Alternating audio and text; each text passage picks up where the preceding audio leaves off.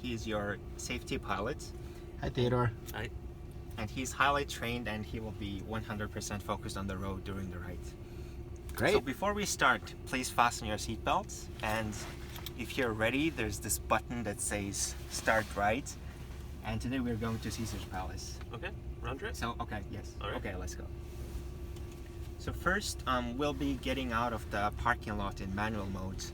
And as soon as we are on the main roads, Theodore will switch to self-driving modes. And then from there, car will be doing all the driving today.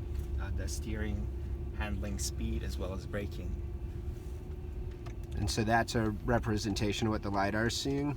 Yes, so the blue dots are basically what the LiDAR detections are. I see.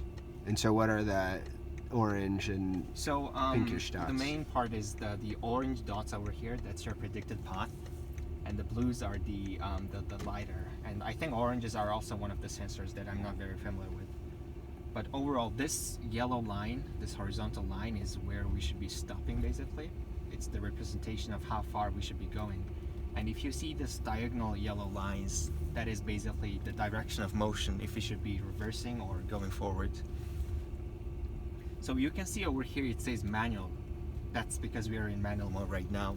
You can easily tell that if you're in self-driving mode by the sign on the top. It's also over here as well. Oh, okay. And also there will be a voiceover that says we switched to self-driving mode as well.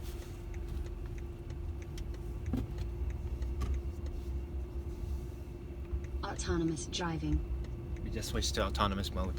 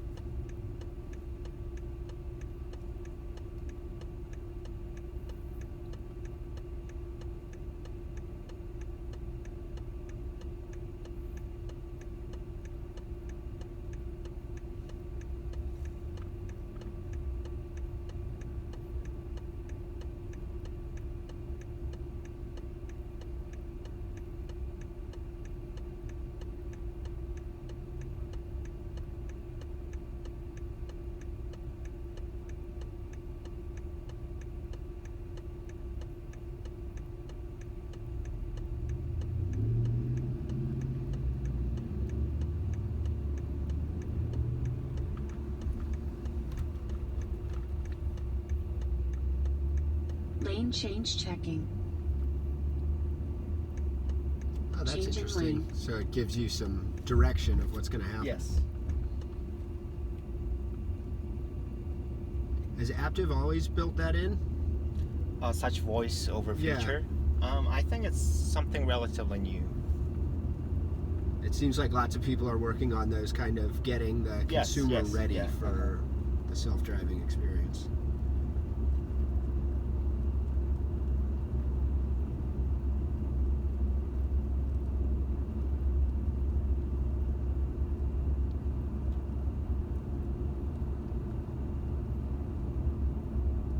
Seems like Las Vegas is a pretty good place to have this operate too, where the streets are pretty straight and clear, and there's not snow and not other sorts of issues like that. But even if it's a bad weather, we do have a lot of redundant sensors to compensate. So we should be able to operate even in bad weather as well. Well, and we're seeing rain today, and everything seems to be fine. Yeah. So how far away do you think we are from being able to operate in snowy, icy conditions?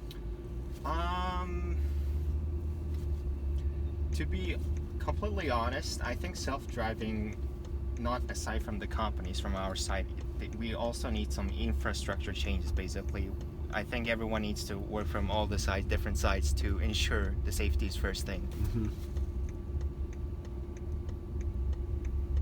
Lane change checking.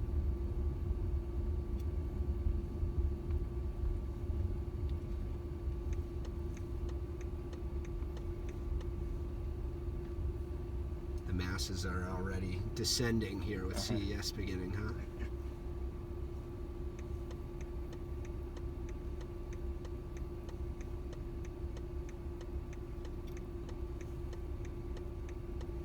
So it can see the green light even though we can't see it from where we're sitting. Yes. Is that because of camera sensors on the outside, or is that because it's... There are two different sensors that can detect such information. Changing the first lane. one is the camera, which obviously gives us the color information. There's a traffic light detection algorithm running. And there's also V2X, which is the vehicle to everything. It literally connects it to the other vehicles as well as the infrastructure, all the traffic signs, lights. So I believe we can extract it from different sources. And in that situation, it seemed to be communicating directly with the traffic light, given that Yes, we couldn't absolutely. see. It's from the V2X. Yeah. And it's located right on the top of the car. And is that a Las Vegas thing, or is that something that all traffic lights in major cities are able to communicate that information now? I'm not very sure about that. I think Kyle might be able to answer that question.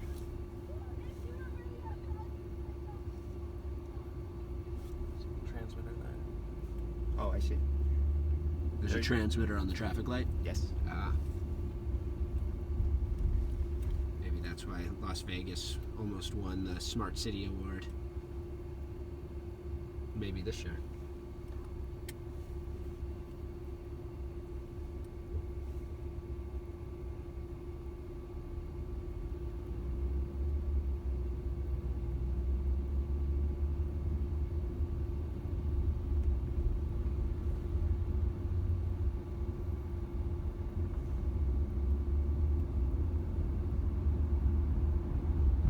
I like how the controls seem to react with authority. Mm-hmm. It's like when you have your friend driving who's a good driver but drives assertively, Mm-hmm.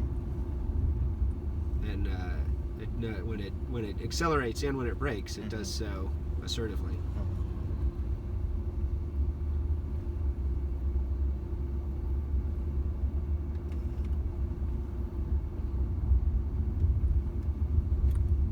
It was interesting with that car pulling into the lane in front of us. It felt like it Lane change checking. anticipated that might happen. Changing lane.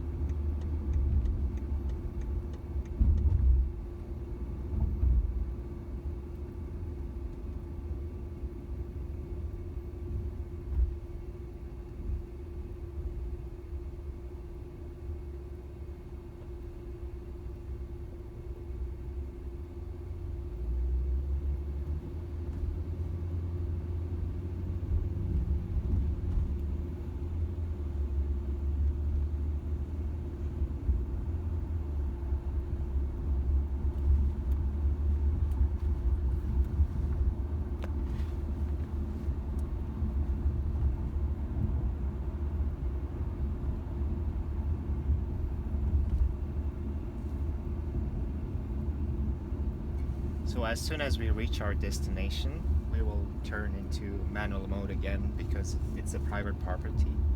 And when we're there, there will be basically a button you have to click Okay. to confirm the drop-off. Okay. And then as soon as you click it, we will turn back and then go back to the golf lot. Great.